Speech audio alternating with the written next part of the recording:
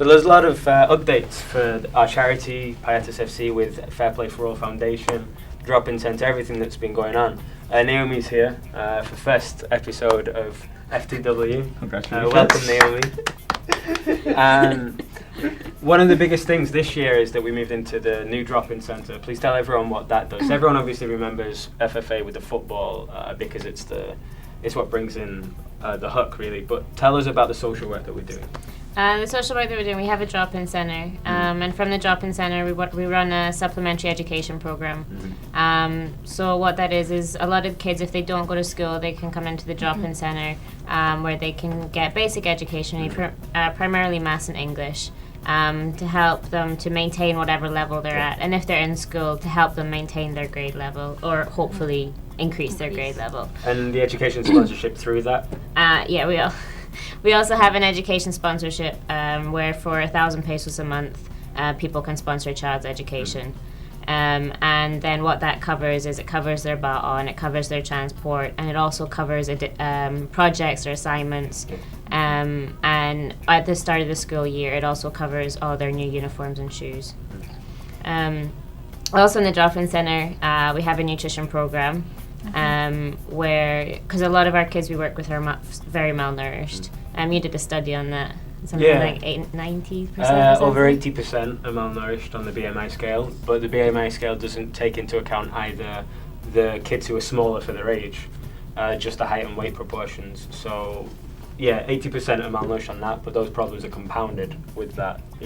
As a good example, as a simple example, we played against Nomads in the Kia Cup. One of their kids in the under-14s was literally twice the size of a couple of our kids. I think I watched that game. But it was still a good game, very, very close game. And the kids did very well. What did you place there, the Kia Cup? The kids, the under-14s lost all three of their games. We lost 2-1 to LaSalle, but we were winning 1-0 until the last couple of minutes. We played better football actually in that one, but it's... Not biased. No, we did better passing. It really was. We lost 1-0 to Nomads, throw in and header, because he's twice the size of everyone. And then the third game, they were tired by that time. But the younger kids, the under-10s, we finished third in the group stage there. They thrashed one of the UFL academies. I think it was 6-0, 7-0 in that one. There's a lot of good talent in the kids. And you also won a championship recently, right? Under-8s won the Mundo Cup. You're tiny, you're so cute. Our girls won a tournament in Laguna. Our girls are fantastic, actually. One of them made the national team before, but she got homesick and came back, which is a shame. But she's really got the potential. I'd estimate we've got about 4, 5, or 6 players with national team potential right now. Maybe 8, 9, or 10 who could make it professional with the team. But there's a lot more to it. You may have seen online, posted recently about the Brigada episode. Yeah. We've got that up online now so people can have a look at that and see the backgrounds of the kids. And as Naomi manages the drop-in centre, maybe you can tell us about some of the backgrounds of the kids. The backgrounds of the kids, obviously they vary. But the majority of kids that we try and work with the most are working kids. And there's some of the kids, primarily the girls, work in washing plastic. And so they'll help their mothers and they'll wash plastic, and then which their mothers then sell in kilos. And then what a lot of the boys do is they're jumper boys. So what they do is as the garbage trucks are driving along, then the kids run along behind them, jump up, scavenge through, find what they can, and then jump off. And either sell it at their junk shops, or if they're finding things like plastic or metals, they tend to give it to their nanas or their lolas to clean it and then sell it in turn to the junk shop. Because of this kind of background, it means that a lot of our kids, they're used to pretty much doing what they want when they want to do it. And so that's something with the football. Obviously, it helps them with discipline, communication, everything. And also in the drop-in centre with the different activities that we have. It means that we've been able to get to know the kids on an individual basis, find out their actual stories, and so be able to work with them on an individual basis, not just as like a blanket thing for everybody. So you work with the parents also, with the kids? We have contact with most of the parents, which is primarily because of the sponsorship. right now we're sponsoring 47 kids. 48 kids, yeah. which we're hoping to increase to 60. Yeah. As comparison, back in March we only had 20 in the education sponsorship. But the whole purpose of the supplementary education with the drop-in centre is so that the kids can get learning again. Because if they go straight back into school, they're way too far behind, they'll drop out.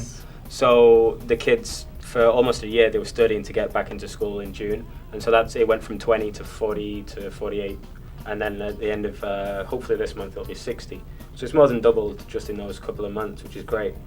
And it's nice to see the kids come back with like the grading cards. Coach, top 10 in my class! Yeah. And they're really proud of that. Ronaldin, one of our star players for the girls, came back with like top 2 in her class. And that's fantastic. So that's how many is in your class? 72. So there's a lot of kids in the class, typically between 60 and 100. And that's a lot of the issue. The kids who are there, they'll work, they'll scavenge because they don't see any purpose in the education if they go in there hungry and everything's going there. So as a charity, we work very holistically with every idea. And especially just as something with the education as well, is that because a lot of our kids are far behind as well, that they just don't see the point in school. And for like as example, we have a kid in grade 2, but he can't read properly, he can't hardly write. And so it's kind of unfair, but just because he's that far behind, because he's been working his whole life. And so the drop-in centre, we're starting specific classes for kids like that, so that we can make sure they actually are able to keep up with their grade level. Because otherwise, by the time they get to grade 4, it's going to be, what's the point? They're too far behind now. They'll just drop out. Yeah. And it's really important to note as well that it's not because they're lazy or stupid. Yeah. The kids are bright, really They're bright very kids. clever kids. It's just they've been let down by what's been going on, the institutional failure of it all, really. And So what happens, I mean, if you look on the pitch, we can really show that. The kid that Naomi mentions there, he's 7 years old, and he was part of the team who won the competition, the under-8 competition. He's been playing for less than a year, but he's better than most kids his age. He's a very good talent and prospect for the future. They're great kids. They're really great kids. And also, just to clarify, it's not the parents' fault either. Oh yeah. They're not at fault or anything it's like a that. It's situation. simply Just a situation. situation. There, yeah. So Roy and Naomi, Mhm. how's the football community helping the FFA? At the same time, you are the coach of the Philippine team for the Street Child World Cup. Yeah, that's going really well. We owe a lot to so many sponsors, actually, so many great people who are getting behind us. People at Global, people at Kaya. The Green Archers gave us agility ladder, and some cones. A lot of different people have been down. They've been supporting us with the Payatas FC shirts as well, like Naomi's modelling. Yes. I want to say beautifully, but I'm kidding. It's Naomi's modelling there. Selling those, for every donation of 500 pesos, we can provide your own Payatas FC shirt. So there's a lot of great supporters that we've got to thank for that.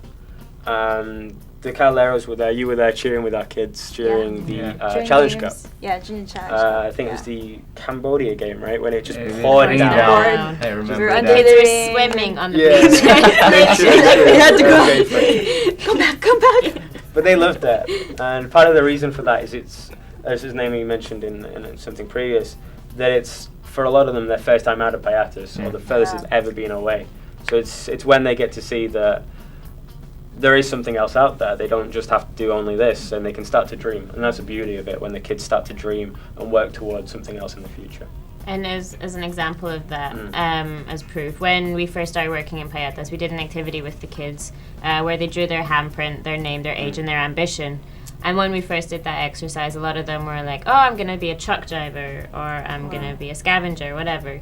Now, we did that activity maybe 6 months ago now, and now they're planning social work, nursing, doctors, teachers, policemen, guards. They have ambitions now, and they have dreams, and it's because we've had so many opportunities to take them out of Payatas, and so had so many people come down and visit them, that they see, oh, okay, I actually am worth this, and people actually care about me, and I can actually achieve this stuff.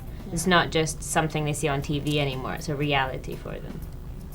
Achievable. So Roy, so if someone wants to help the FFA, how do they reach you?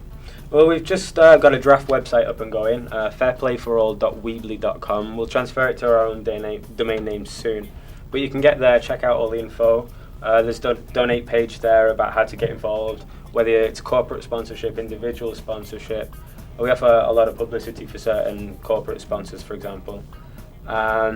Yeah, there's a lot of ways to get involved. We've got some great volunteers who come down all the time as well. Whatever you want to do there, it's all explained. So have a look at the website. Email us at ffafoundation@gmail.com if you're interested there. And we'll try and tweet some stuff out as well from our own account at Fair Play for All on Twitter, but also at FTW Sports, also pretty support as well. They retweet everything we do, and good support there. So catch us on at FTW Sports as well.